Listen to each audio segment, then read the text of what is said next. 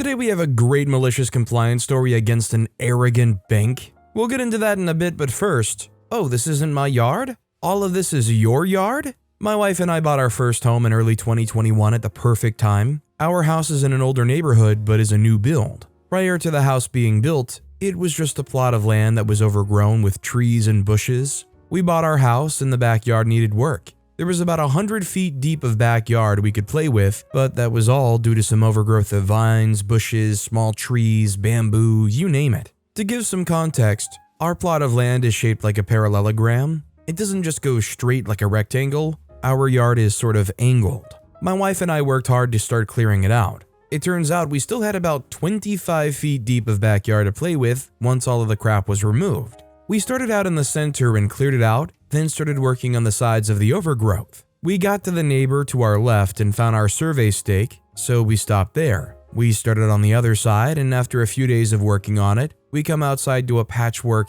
fence from our neighbor to the right. The fence was just tree limbs and things stabbed into the ground. We still had a good 15 feet or so to reach our other stake, but seeing as though we hadn't met or talked to these neighbors yet, we decided to stop there for now since it was getting colder out and we didn't want to step on the new neighbor's toes. Fast forward a few months and it's springtime. That patchwork fence had long fallen down and limbs and things had been removed. I start mowing my lawn, and I mow from my front stake diagonally to where my back stake is, which I'm able to see pretty clearly through the overgrowth. I start cutting the overgrowth, and I get through most of it that day. I make a huge pile in the back of my yard, and a company comes out the next day to remove the brush with 4 truckloads. The next week, I go cut my grass and see that there's rocks and sticks laid down way into my yard about halfway down, and it goes all the way back to where the original patchwork fence was. I'm curious as to why my neighbor would put them there, so I started doing some research. I pulled out our survey from when the house was being built and started walking our property line. From our front marker to our back marker matched, so I walked between the back left marker and to the back right marker. It also matched. Our survey said 115 feet of length between survey pins. I used both a really long tape measure and one of those walking measurers and got plus or minus 3 feet of 115 feet, so I knew we were right on the spot. Of note, I'd also tried introducing myself to the neighbors, and the husband was quiet but nice, but the wife just ignored us. No waves, no smiles, nothing. So I moved the rocks to the back of my yard and threw the sticks in the yard waste bin. I finished cutting the grass and started working on spraying the little root systems from the brush that I'd removed the week prior. All of a sudden, our male neighbor comes outside and walks towards me. He says that, "Hey, just so you know, you removed our privacy plants that helped conceal us from the people behind us. Not sure if you thought your yard extended this far or what, but this is all our yard." I tell them that, well, our survey shows that the distance between these 2 pins in the back should be 115 feet, which is what I got when I measured them. Also, from measuring the front pins to the bottom pins, both of those numbers were about as right as well, so everything's matching up on our survey. He says, "Well, my wife works for the city and they can see exactly where the plots are, and my plot goes to here," while pointing like 15 feet into my yard. I tell him that we can split the cost of a survey if he wants, and he's not interested and goes inside. I keep doing my thing in my yard and 2 weeks pass by, and I go to cut the grass again. There are now bricks, rocks, more limbs, yard spray paint, and flags 15 feet into my yard. I'm now really irritated. I knock on the door with no answer despite them both being home. I know this because I could see them through the window when cutting grass. I also saw they were live viewing me on the Ring. I move what I can and finish cutting the grass. I go to Lowe's and pick up some string and run string from my front stake to my back stake.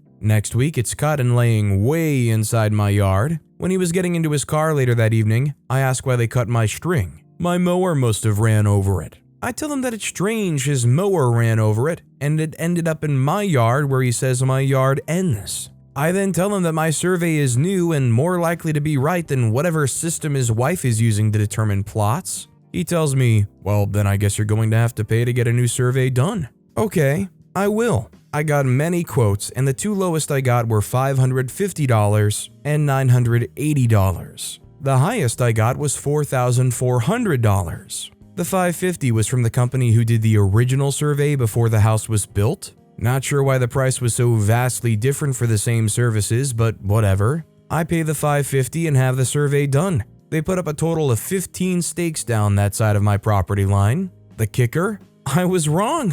My yard didn't go to where I thought it did. Instead, it went further into their yard by as much as 4 feet in some places. I was confused and asked the surveyor to explain. Apparently, there used to be an old rock feature between our houses that was mostly on my neighbor's plot, but some was on the empty plot where my house was built. My neighbor didn't want to deal with the hassle of trying to tear down and rebuild certain spots, so the builder paid him for the land the rock wall sat on, plus about a foot into their yard, and the builder removed the rock wall. I had the pins down and was worried that they'd try to mess with them, so I bought some outdoor cameras and pointed them at my property line. We went on vacation, and when we came back, yep, the stakes were gone. I leave another note because they don't answer and explain that what they did was illegal and how we needed to talk about it, and left my number. I watch the video and see his wife taking up all of the stakes. I don't hear anything for a few days, so I end up speaking with a husband while he's about to go for a run. He claims he never got my note and he didn't know anything about any stakes. I tell him I have his wife on video removing the stakes. He says he'll talk to her. I get a text that night apologizing and saying they won't remove the stakes again. What happened to not getting my note that had my number? I'm like, no, you won't remove the stakes again, and you will be paying for another survey. He says that they didn't know it was done by an actual surveyor. I tell him it doesn't matter. We go back and forth before he eventually concedes after I threaten small claims/police. I call the original surveyors and explain the situation. They say, well, we don't want to do a job that has potential criminal implications like this, so we won't do it again. I call the next lowest quote I got. They were now able to do it for $900. I say, let me get back to you and let my neighbor know. He's fuming, saying, no way is that right, a survey doesn't cost that much, blah blah blah. I tell him he's free to go get his own quote for that side of the yard and give him 5 companies I tried.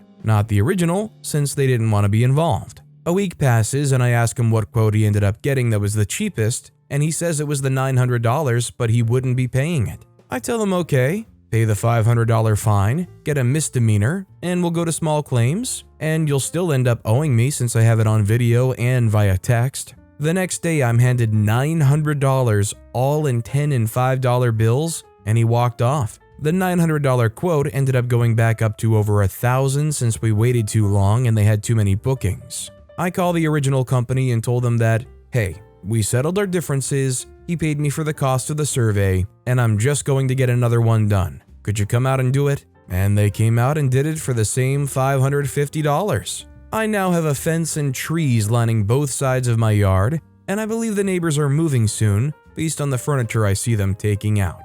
Imagine being so obsessed over, 4 to 7 feet of yard that you're willing to up and move just because you feel like you've had some kind of injustice. That's crazy. Our next story is malicious compliance to a bank's arrogant savings plan. Had to deal with a bank today and got pretty mad with their stupid procedures and bureaucracy, not the people that served me. I literally started thinking about petty compliance to one of the topics and how well the banks have protected themselves with legal documents, and I remembered this golden story from my grandfather. May he rest in peace. Couple clarifications. We'll use the dollar symbol when referring to money for ease, but this is local currency. B, the story is a fairly long way back in time. And C, back then, salaries monthly would range between $170 up to $350, stretching the upper end a bit.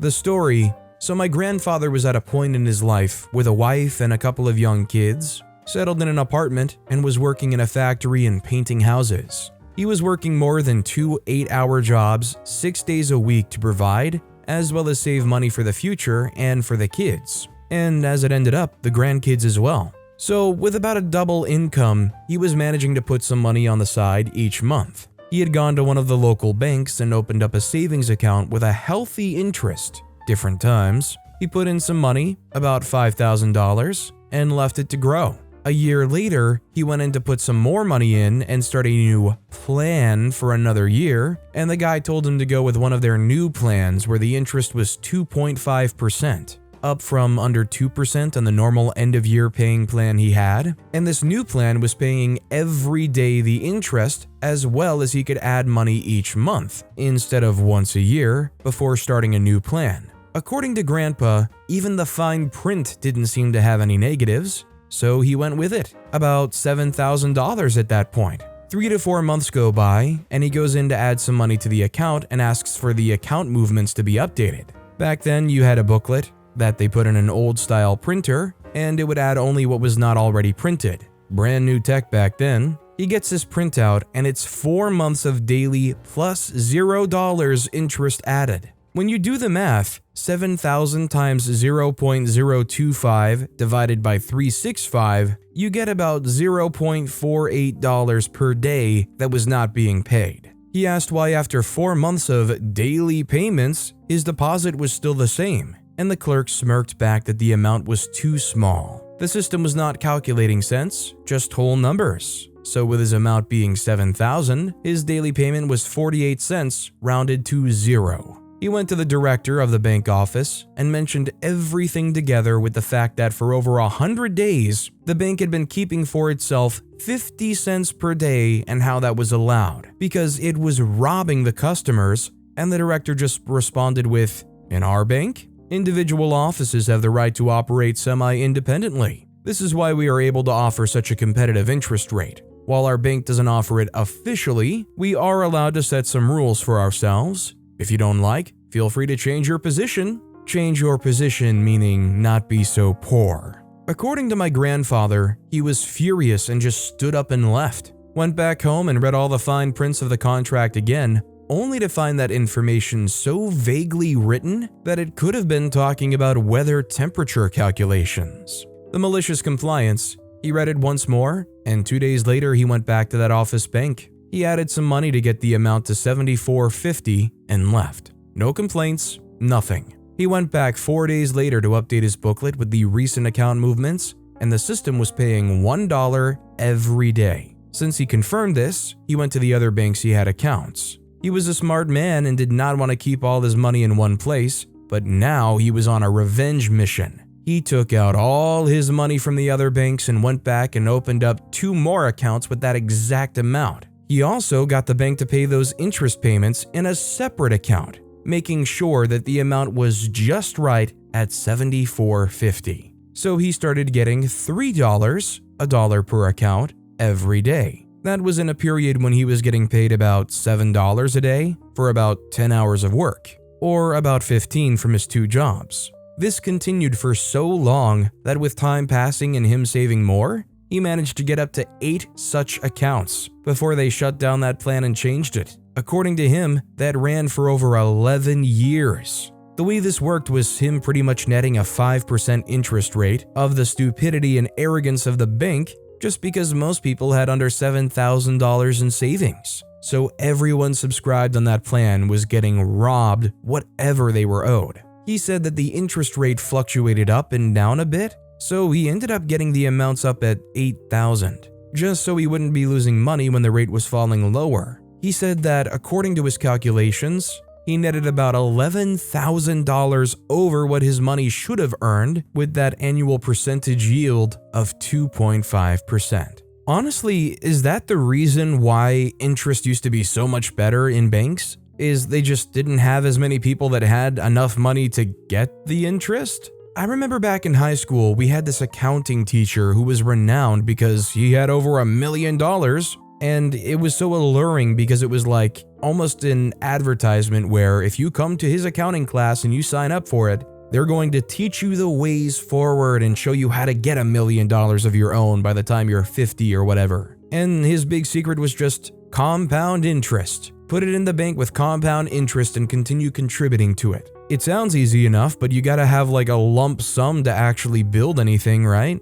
And there wasn't any clarification into how like you get into this compound interest stuff. Like what bank or what S&P 500 program do you get into to make sure that once you've just watched your money sit there and you've contributed to it over time, that you're going to have $1 million when you're 50. Anyways, I signed up for that class, and I didn't even get it the next year because sadly, he passed away over summer break. Imagine how devastated I felt that not only was I not going to get accounting with the teacher I wanted to learn it from, I wasn't going to learn his secrets either. But with that being said, that's all the time we have for today. Now, if you want to hear another crazy malicious compliance story, check out that video on the left. Or if you missed my latest video, check out that video on the right. That said, I'll see you all next time with some more stories.